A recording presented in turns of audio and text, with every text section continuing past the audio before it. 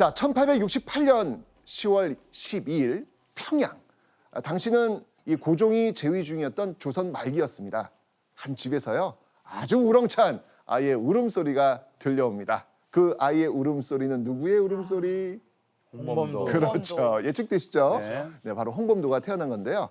그런데요, 이 홍범도는 태어나자마자 평범하지 않은 순간을 맞닥뜨려야 했습니다. 자, 도대체 홍범도의 출생 이후에 무슨 일이 있었던 것일까요? 모친은 7일 만에 죽고 아버지 품에서 여러분의 유즙을 얻어먹고 자랐다.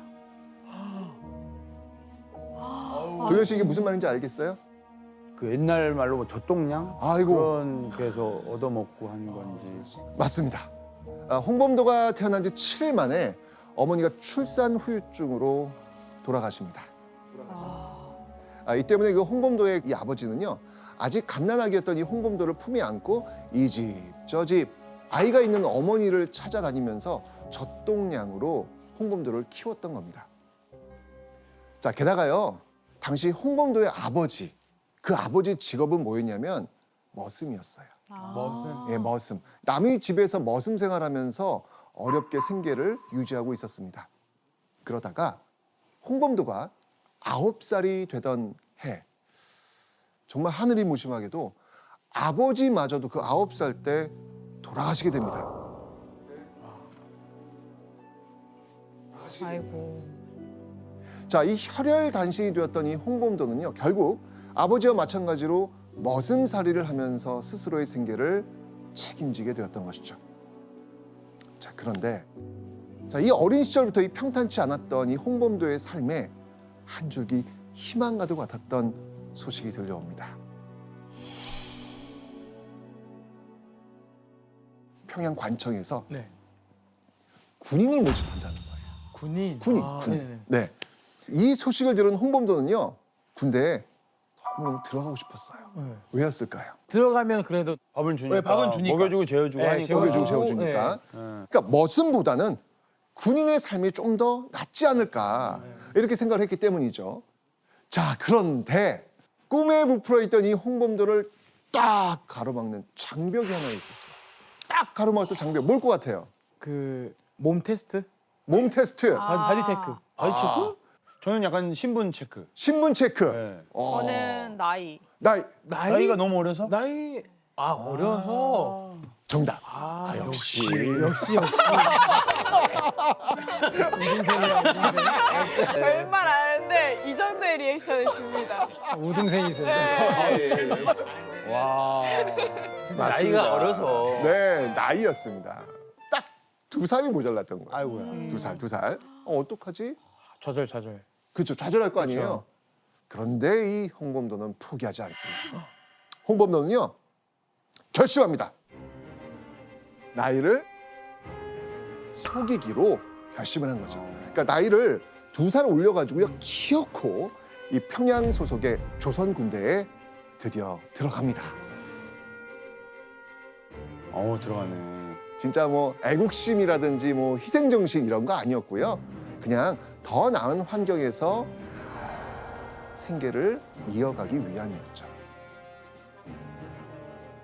자, 이 새로운 삶을 기대하며 입대했던 홍범도, 과연 그의 군대 생활 어땠을까요? 엄청 열정을 가지고 들어갔기 때문에 네. 누구보다 잘했을 것 같은 생각이 들어요. 맞습니다. 홍범도는요, 딱 군대 체질. 이 남다른 신체 조건, 그다음에 발군의 사격술. 자, 정말 이래서 이 군대에 잘 적응하는 듯했던 이 홍범도. 그런데 그가요, 군 생활에 회의감을 느끼게 되는 그런 결정적 계기가 발생하게 됩니다. 회의감? 그 이유는 바로 걸핏하면 이 병사들을 구타하는 이 장교들의 가혹행위였습니다.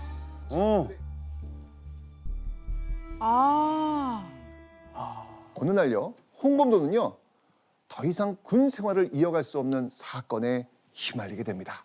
과연 무슨 일이었을까요? 사건의 힘을요. 네.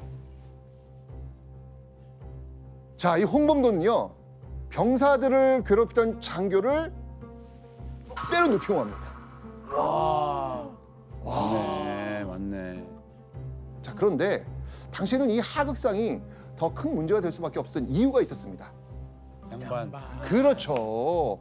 머슴 출신 홍범도가 양반 장교를 때려 눕혔다? 군대에 있으면요, 아주 무거운 중형으로 이 처벌을 받을 게 아주 뻔한 그런 상황이었습니다. 홍범도 어떻게 했을까요? 이제 그 탈영이죠. 탈영, 탈출. 음. 맞습니다.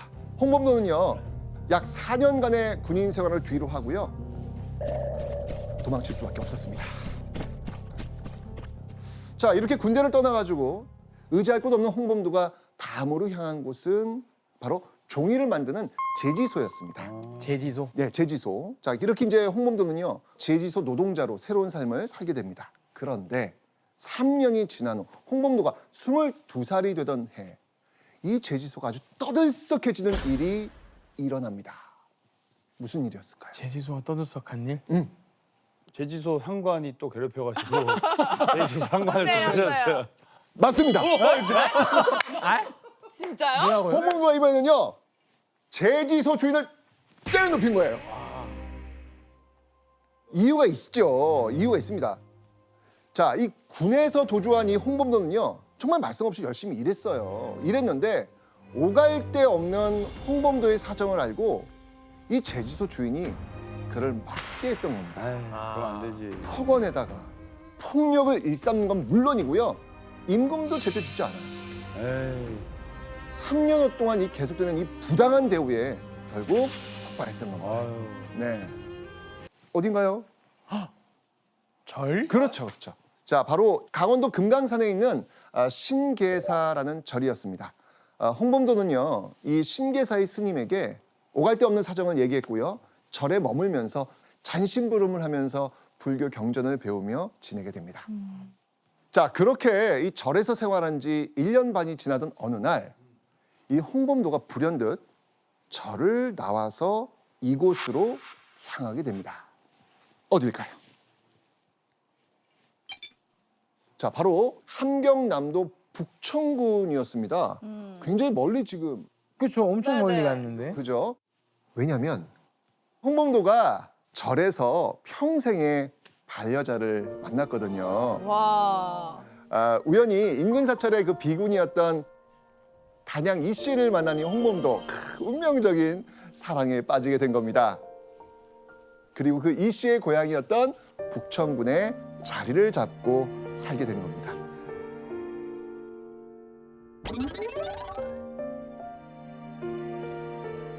자, 그런데 이 새로운 곳에서 터전을 잡고 살아가려면 당연히 또 먹고 살아갈 수 있는 일, 이거 너무 필요하잖아요. 필요하죠. 그래서 가족을 결혼했는데. 키워야 되니까. 그렇죠. 자, 이때 홍범도가 선택한 직업은 과연 무엇이었을까요?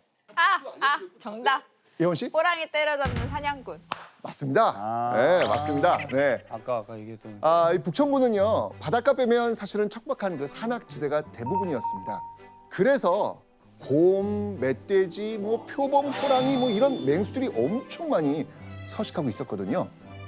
홍범도는요, 이런 북청에서 총을 들고 사냥에 나서기 시작했던 것이죠.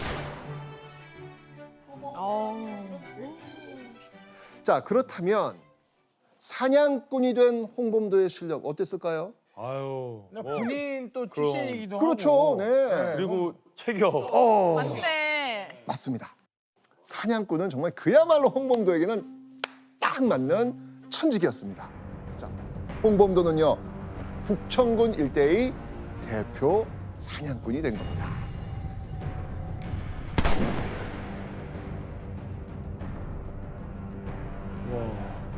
자, 이 사냥꾼으로 인정받게 된 이 홍범도는요, 먹고 사는 걱정 없이 가족들을 책임질 수 있었죠.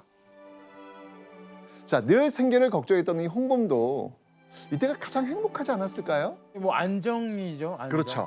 평화롭고. 맞아요.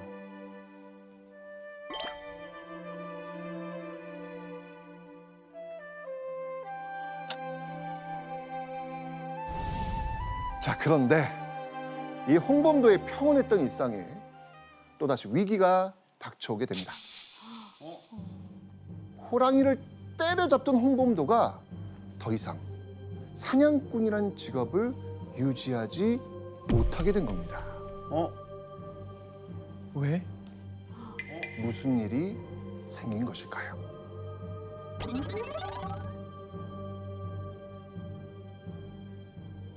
그 시작은요, 바로 이 일 때문이었습니다. 정민년에 일어난 정미의병입니다.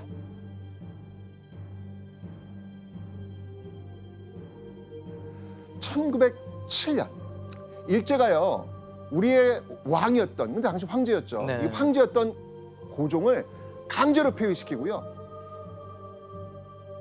대한제국 군대를 강제로 해산시켜 버립니다. 그래서 의병들이 일본군과 싸우겠다면서 전국 각지에서 일어났던 것입니다. 자, 그런데 이 정미의병과 홍범도 대체 무슨 상관이 있었을까?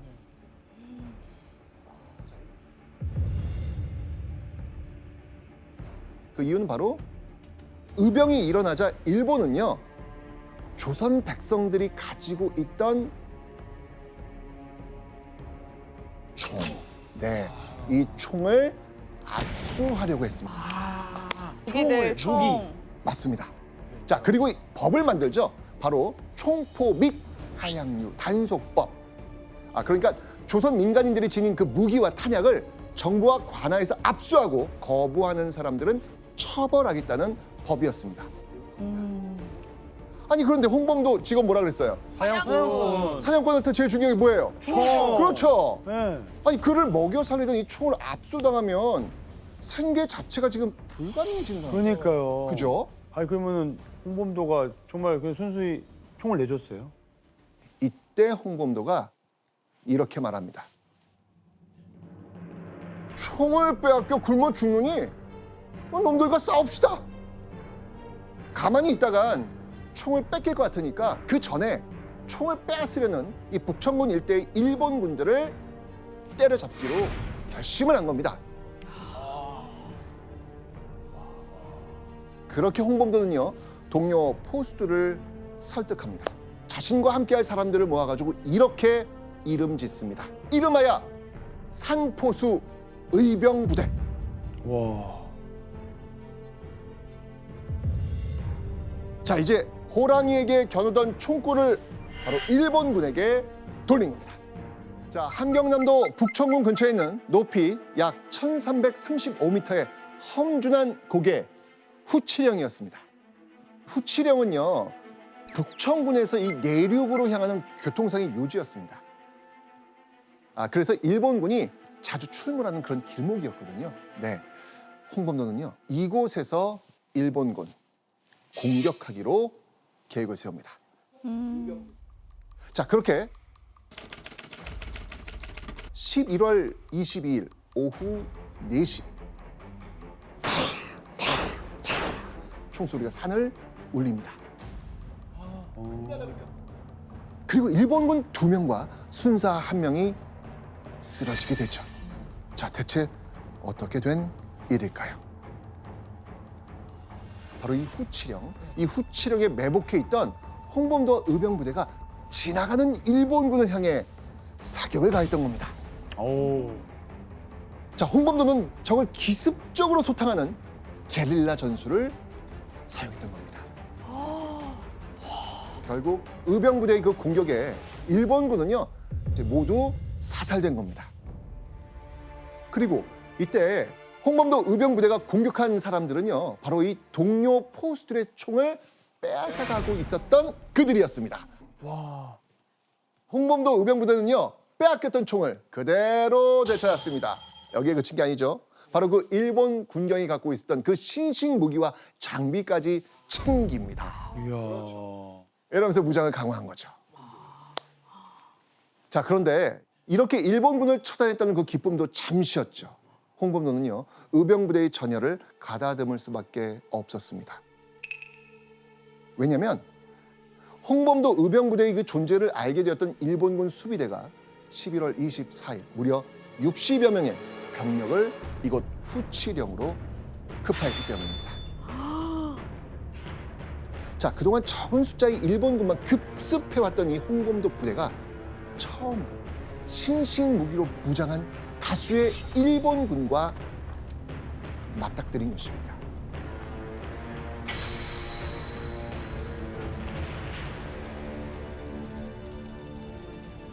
그리고 이어진 3시간의 격전. 그런데 홍범도 의병부대와 싸우던 일본군이 갑자기 이곳 후치령을 벗어나서 달아나기 시작합니다. 어떻게 된 일일까요? 그 이유는 바로 화력은 일본군이 월등했는데요. 산악 지형에서 민첩하게 움직였던 홍범도의 이 산포수 의병부대를 그들은 당해낼 수가 없었던 거예요. 결국 후치령에서 일본군을 몰아낸 홍범도 의병부대 완벽한 승리였습니다. 오.